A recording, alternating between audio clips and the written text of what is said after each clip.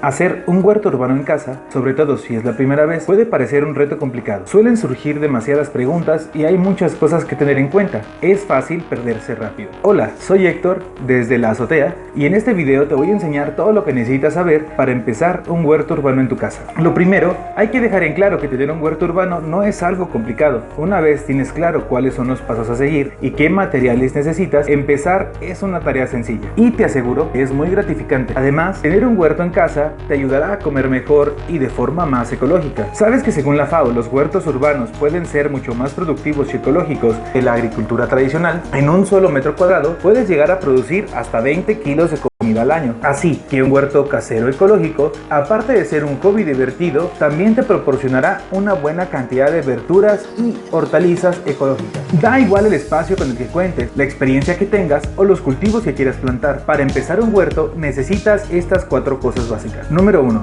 Recipientes. Los recipientes donde vamos a plantar son muchos y muy variados. Hay desde mesas de cultivo, jardineras y macetas hasta jardines verticales. 2. El sustrato o tierra es el medio donde se desarrollarán las raíces de tu planta.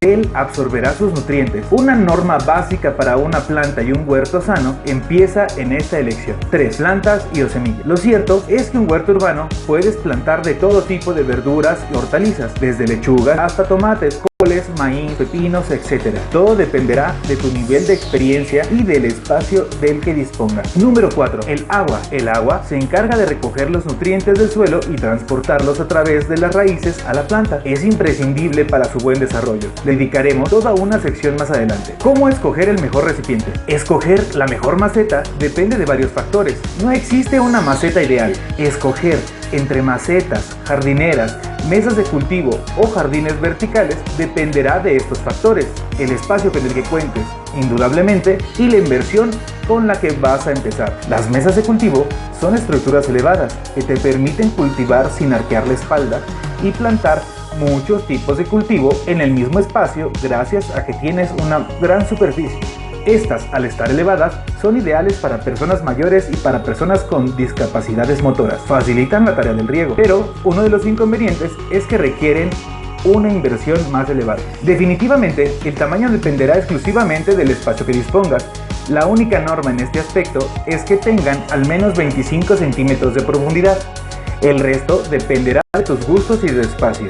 Existen muchísimos tipos de mesas de cultivo. Las primeras son las metálicas. De estas existen muchísimas en el mercado, con una gran variedad de colores. Algunas llevan ruedas. Las desventajas de estas es que al ser de metal se recalientan o se enfrían mucho dependiendo del tiempo, provocando cambios bruscos de la temperatura del suelo y exagerando las condiciones climáticas. Es decir, los días de calor hace que la tierra que contiene sea más caliente y los fríos sea más fría. Las mesas de plástico, aunque tienden a recalentarse los días de mucho sol, no lo hacen tanto como las metálicas y tienen como ventaja que suelen ser más económicas y que al ser ligeras y más bajitas son perfectas para los niños. A mí en lo personal me gustan mucho las de madera, aunque también utilizo muchas macetas porque me permiten aportar espacio extra al huerto los meses más productivos como la primavera o el verano, o plantar cultivos que por su gran tamaño requieren una habitación propia. Una maceta tiene que poder expulsar el exceso de agua, ya sea porque nos hemos pasado regando o porque ha llovido demasiado. Es por esto que siempre necesita agujeros de drenaje en la base. Resulta fácil equivocarse con el tamaño de las macetas.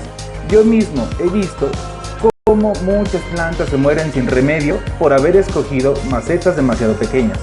Por esto, quiero profundizar en este aspecto, para que a ti no te ocurra nunca lo mismo. En la siguiente sección, hemos agrupado los cultivos más habituales y fáciles para empezar según el tamaño de la maceta que necesitan. Los tomates, los pimientos y las berenjenas son plantas que tienen raíces profundas, a las cuales les gusta ocupar un buen espacio.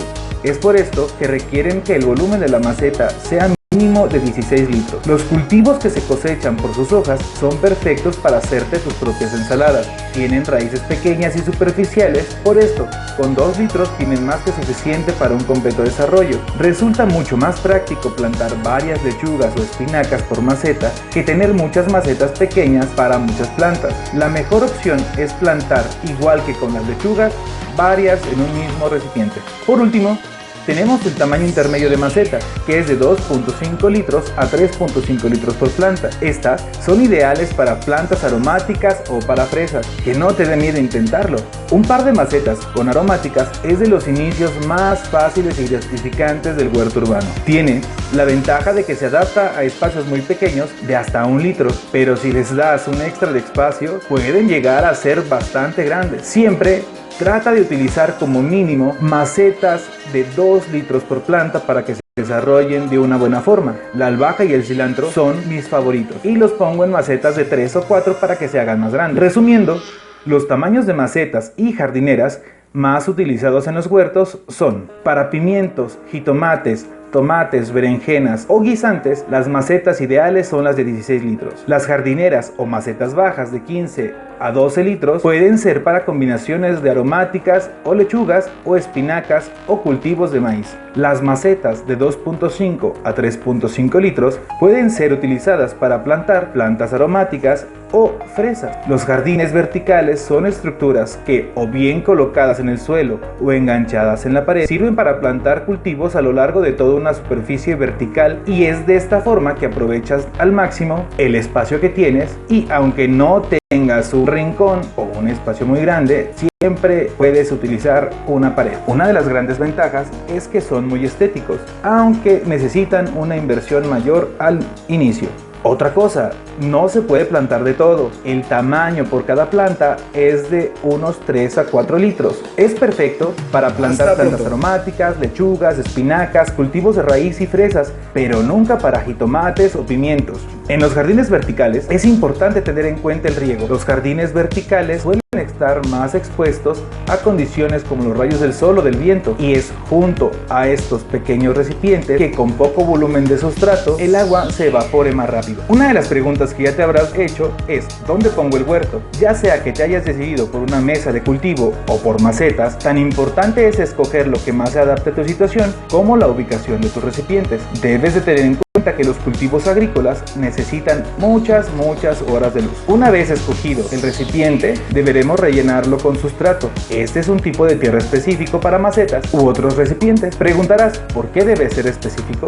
Muy fácil. Cuando las plantas crecen en el suelo, las raíces pueden expandirse buscando zonas donde haya mayor disponibilidad de agua, de nutrientes. En un recipiente no. Por eso es importante buscar un sustrato específico para macetas que retengan bien el agua y sea rico en nutrientes. Es importante que sea ligero y poroso. El sustrato es uno de los factores más importantes para garantizar el éxito de tu huerto. Es un producto barato, con lo que vale la pena gastarse un par de pesos más y hacerse de uno de buena calidad.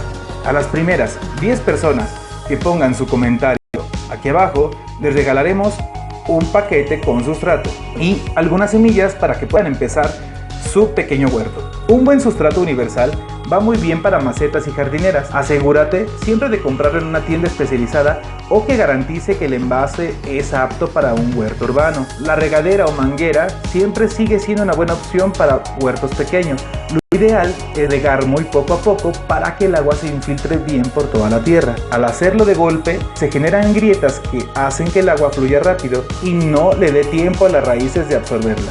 Si tienes una mesa de cultivo o un número de macetas considerables, es necesario recurrir a un sistema algo más complejo, el cual te dará mayor autonomía y podrás regular la frecuencia y la intensidad del riego de forma automática. Existen infinidad de tutoriales en YouTube para que puedas hacer algún sistema de riego que no presuponga gastos extras y puedas utilizar cosas que tienes en tu casa para poder hacer algún sistema de riego que se adapte a tus necesidades. A la hora de escoger las hortalizas y las verduras para el huerto, suele salir una duda bastante común.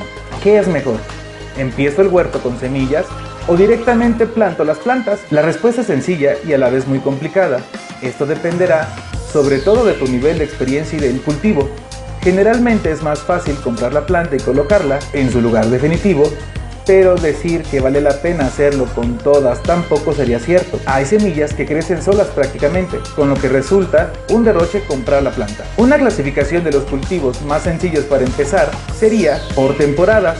No podrás sembrar lo mismo en verano que en invierno. Una de las maravillas de tener un huerto en casa es que te conecta de nuevo con todas las temporadas. Ya por último, la siguiente clasificación la determinamos gracias a que hay muchas semillas que germinan prácticamente solas y no es necesario germinarlas previamente.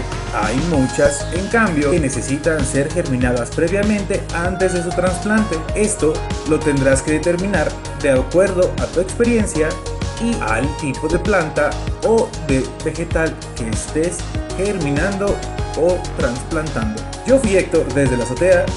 No dejen de compartir y no dejen de unirse a la cuarentena activa. Muchísimas gracias, denle manita arriba si les gustó el video y recuerden, quédense en casa. Hasta pronto.